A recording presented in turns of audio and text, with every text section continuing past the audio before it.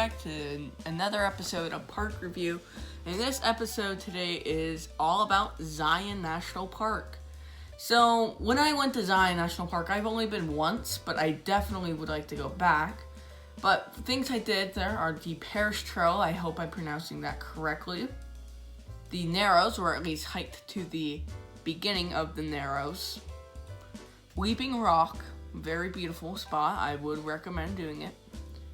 Where literally the water is coming out of the rock, which I think is pretty cool. The Grotto, which is it's not that popular of a part of the park, but I would still recommend it because you pretty much have that all to yourself. It's very nice. The Emerald Pools, which is, I've only been to the lower Emerald Pool, but I would like to definitely go to the upper Emerald Pool. It's very beautiful. I think one of my favorite photos I've ever taken at a national park was of the lower Emerald Pool.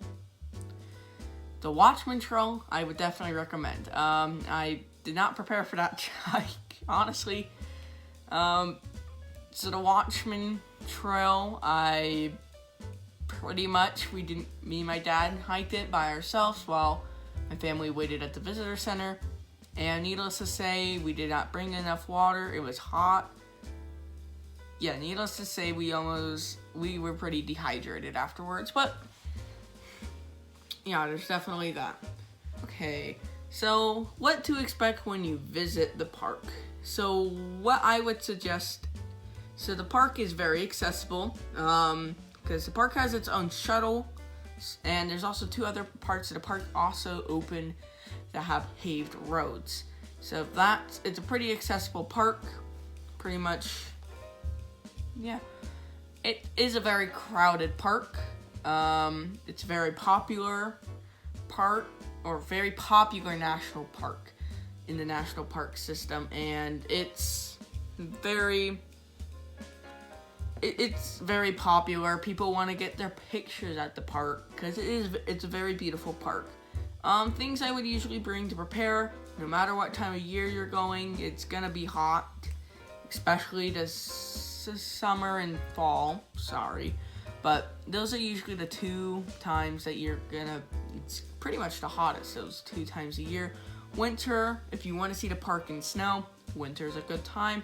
Just try to avoid the summertime, because first of all, crowds and heat, that's pretty much Zion in the summer.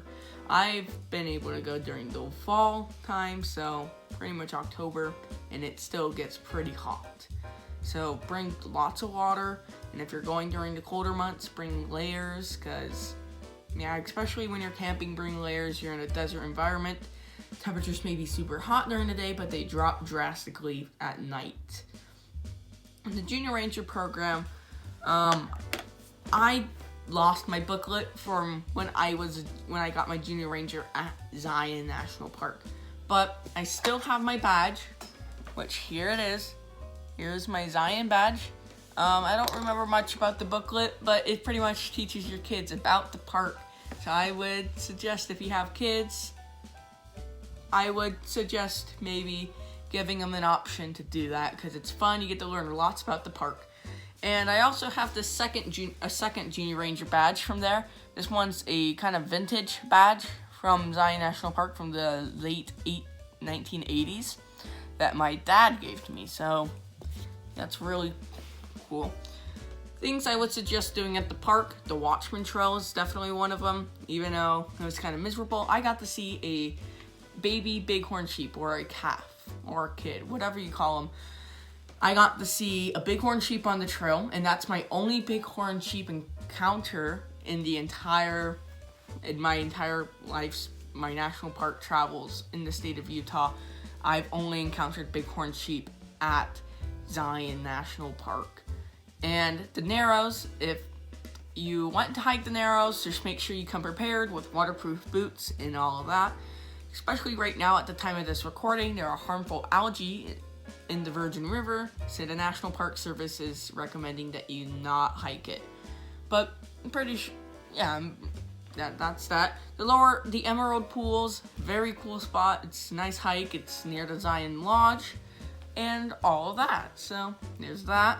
The Kolob Canyons, this is like pretty much one of the most accessible parts of the park because it's off the interstate between the Tokerville exit and the last Cedar City exit. So it's pretty much right there, right off the interstate 15. It's a nice short little area. A lot of people go back there to backpack pretty much the entire park. So they'll go from the Kolob Canyons pretty much all the way through and such. The Weeping Rock, like I said, it's pretty much water coming out of the rock, which I think is really cool, and it looks like a zebra to me. The rock formation looks like a zebra, and it's a really cool spot, but right now, at the time of this recording, it is closed. Checkerboard Mesa, which is pretty much the eastern side of the park, so you can get here through the Mount Carmel Zion Tunnel, which is a pretty long tunnel found inside the park. And it's really cool, and that pretty much shows a bit more of a desert climate over the more of a temperate desert environment of the Zion Canyon. And the Kolob Terraces are pretty much the least visited part of the park. The Kolob Terraces are, you pretty much access them. So if you're going to the Zion Canyon from Interstate 15, you're gonna see this sign that says Kolob Terraces. It does go through the park, and it's a very beautiful part of the park, so you usually get to see some of the formations from on top of the rim. And it does lead outside of the park to the Kolob Reservoir, which is just north of the park. Would I go back? Most definitely. There's so much you can still do at the park. And what I would do if I went back would be pretty much, I would go and do a lot of hiking again, because Zion is a very good park for beginner hikers. So I would like to hike to the upper Emerald Pool, because when I went in fall of 2018, it was closed. And I would like to go to the Kolob Canyons. I know I've been trying to get my parents to take me there, but I just pretty much like either taking, hey look, we're gonna go to these two Las Vegas parks, but can we please stop by the Kolob Terraces? I want to go there. I definitely want to backpack there. I've only gone backpacking once, but I definitely want to do it again, even though it was a struggle for me at least. But you can see the Kolob Arch, which is a very beautiful arch, and it's a very beautiful part of the park. I would like to see Checkerboard Mesa, and do the Canyon Overlook Trail, maybe hike a bit of the Angel's Landing, but not fully. And also, I would also like to hike the subway. The subway is this cool little hidden hike, or little hidden kind of like cave system in the park with all these cool little colors, and I want to hike that. It is so beautiful, and I just want to be there and experience it. But overall, yeah, so that's my video. New video this Saturday. I don't know what it's gonna be on yet, but hopefully something very interesting. And next Wednesday, my next episode of Park Review will be on Bryce Canyon National Park, which I had the opportunity to visit twice. So, see you guys till then, and keep exploring.